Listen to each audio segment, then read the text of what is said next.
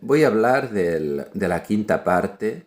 de la Ética de Spinoza. Digo quinta parte y no quinto libro, como a veces se traduce, con lo cual se rompe toda la continuidad que tiene esta obra, incluso como poema de pensamiento, como algunos han dicho, ¿no? O como velocidades diferentes, como plantearía, por ejemplo, Deleuze en su lectura de Spinoza. Pero en todo caso, sí que hay una continuidad y no vale, por supuesto, argumentaciones que también se han dado, como que la mayor parte de esta quinta parte, lo que llama ciencia intuitiva, o llegada, podemos decir, al amor intelectual de Dios, es algo que rompe toda la dinámica anterior de la ética y que de alguna manera sería una concesión de Spinoza a presiones religiosas o sería incluso un resto ideológico que operaría en Spinoza. Creo que la ética tiene una continuidad y que la lectura correcta, por supuesto, también descartaría todas las explicaciones que se hacen desde una supuesta ontología materialista que algunos atribuyen, digamos, al mismo Spinoza, ¿no? O sea, Spinoza en esta quinta parte dice dos cosas. Una, podemos llegar a un arte de vivir basado en las ideas adecuadas, o sea, una libertad relativa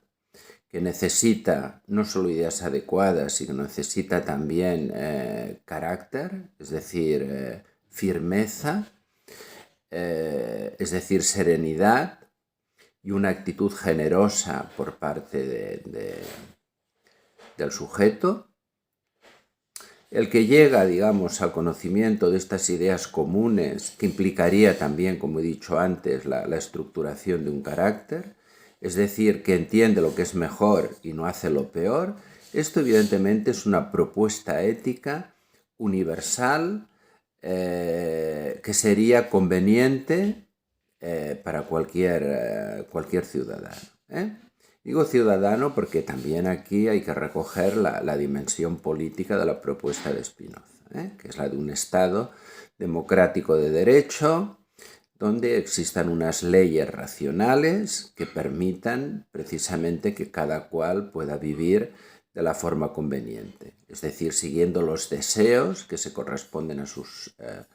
conveniencias, a su conatus, que le producen este estado de alegría del que también habla. Entonces, las 20 primeras proposiciones de la ética de Spinoza hablan justamente de esto. A partir de la 21 entramos en otra dimensión que está centrada en tres planteamientos: el de la eternidad, el del amor intelectual de Dios y de la liberación del alma. Este sería, considero, el camino que sería el camino propio de un grupo particular de personas que son los que eligen el deseo de verdad por encima, digamos, de otras opciones, que serían precisamente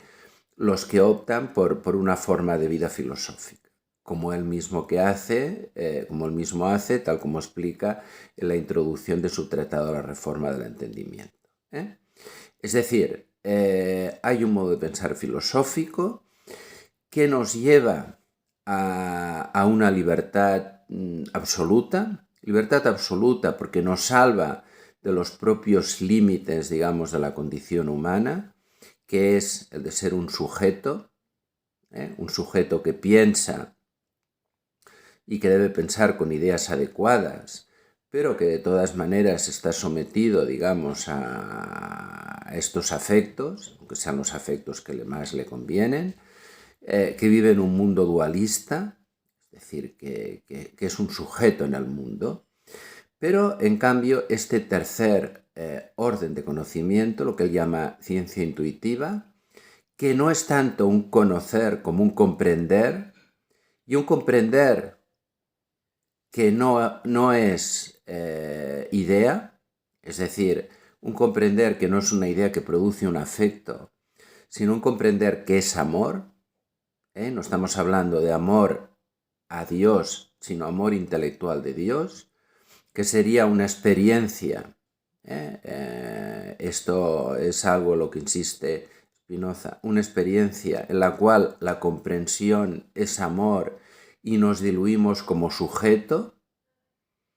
Por lo tanto, Dios no es objeto de nuestro afecto, sino que nosotros somos en Dios, porque de alguna manera comprendemos nuestra esencia singular, y comprender nuestra esencia singular es comprender que somos Dios, de alguna manera, una parte de Dios, y el lenguaje es complicado expresarlo, y por tanto lo que nos está planteando aquí Spinoza es una experiencia que, bueno, quizás podíamos asociar con lo que sería la comprensión también intuitiva de la idea de bien, tal como lo plantea Platón, o quizás el saber contemplativo, teórico, que plantea Aristóteles, a diferencia del saber práctico, ético y político, que se correspondería más con el segundo grado de conocimiento, de las nociones comunes, y que de alguna manera implica, por tanto, una salvación. Aquí sí que hablaríamos de salvación, aunque no una salvación religiosa, que nos permite comprender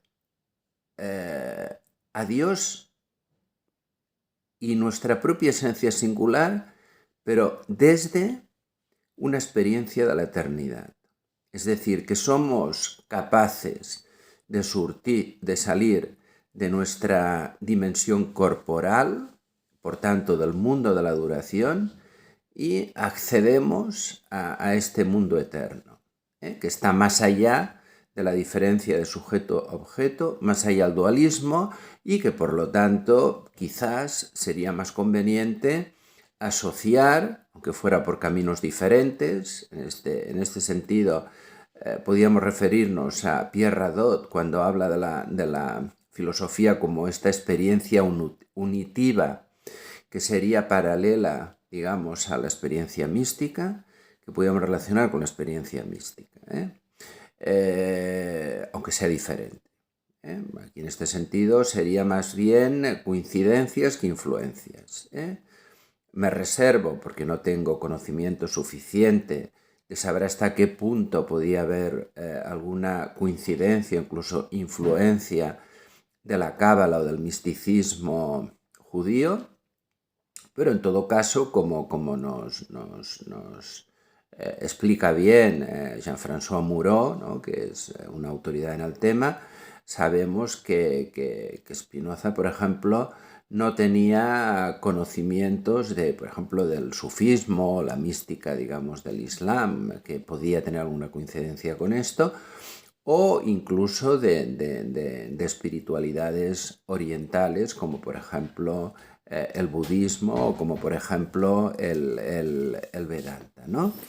En este sentido, pues sería más bien, digamos, una coincidencia. Habría que ver hasta qué punto hay o no hay, tampoco me consta, por lo que he leído, alguna influencia del misticismo cristiano, como por ejemplo el de Eckhart, ¿no? Bien, esto es una cosa en todo caso que quedaría, digamos, quedaría en la mesa para estudiarlo, ¿eh? Pero lo que quería plantear aquí es que esta quinta parte, muy, muy interesante, por ejemplo, yo aconsejaría el libro de Pierre Macherey, ¿no?, que es justo el primero de los 5 libros que dedica a la ética, empieza justamente por el quinto, porque de alguna manera esta experiencia de eternidad podríamos considerar que no sería un camino lineal como el anterior, el camino ético que nos lleva a las nociones comunes, sino que sería un camino circular, porque nos lleva a una comprensión del punto de partida justo del que habla Spinoza, que sería la existencia de Dios como la realidad única, digamos, de la que de la que formamos parte, ¿no?